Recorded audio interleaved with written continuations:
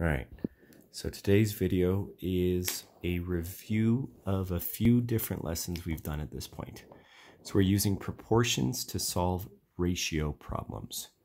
So remember that a proportion is a statement that two ratios are equal, and it follows some important vocabulary. So let's say 3 is to 4 as n is to 16. So order matters. So first part is 3 is to 4. So the number before the is always your numerator. The is our fraction bar. 4 is the part after the 2 is our denominator. So 3 is to 4. As in this case always means equals. So as in mystery number is to, remember is your fraction bar, is to 16. Second number is our denominator. So we've talked about two different ways to solve these problems. Easiest way is to find a constant factor.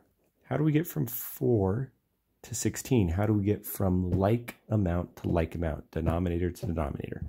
4 to 16 is times 4. So constant factor, remember factor means multiply. So we take 3 times 4 and we get our mystery number is equal to 12. All right, second way to solve that when the numbers aren't as nice. These numbers are pretty nice. Let's pretend that they aren't. Second way to solve that is to use cross products.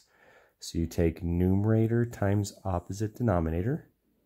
So we take 3 times 16 equals numerator times opposite denominator, 4 times some mystery number. So now, solve that.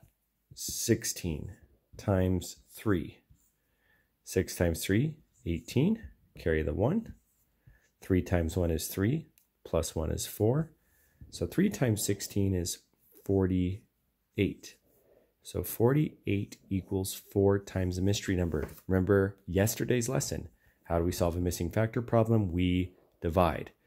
Divide the answer by the known factor. Sorry, known factor, not the mystery factor. Our known factor is 4.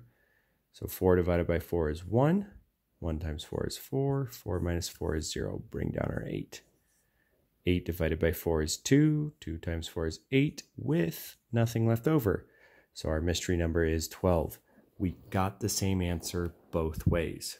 Okay, so that's going to be important with today's lesson because today we're going to use proportions to use ratios to set up proportions to solve word problems. So I'm looking at your first example in your notes. So the ratio of salamanders. So the ratio of salamanders, make sure I spell it right. 2 frogs, order is important, is 5 to 7. What I mean by order is important is the first category matches up with the first number. So salamanders matches up with 5. Second number matches up with your second category. Frogs matches up with 7. Okay? So if there are 20 salamanders, I'm going to abbreviate salamanders, how many frogs? All right, so we can set up a ratio box. Ratio box is all important. Here's our ratio box. Split it up into 4 sections. We've always got ratio counts and actual counts. In this case, we've got 2 categories, salamanders and frogs. So the ratio of salamanders to frogs is 5 to 7. 5 comes first, salamanders comes first. So 5 is the ratio of salamanders. Frogs come second, 7 comes second. So ratio count of frogs is 7. Then we have an actual count of salamanders. There are 20 salamanders. So we've got 20 salamanders, and we've got a mystery number of frogs. We know we set it up right. What does the question ask? How many frogs? What are we solving for? How many frogs? So now we can set up a proportion. 5 salamanders for every 7 frogs. If there are 20 salamanders, how many frogs are there? Hopefully you see a constant factor here. Let's pretend that you don't. Worst case scenario, cross, multiply, and divide. So our first cross product is 5 times n. Our second cross product is 7 times 20. So 5n equals 7 times 20. So let's first figure out what is 20 times 7. Big time shortcut here. 7 times 2, 14. Add that 0 because this is not 2, this is 20. So we get 140.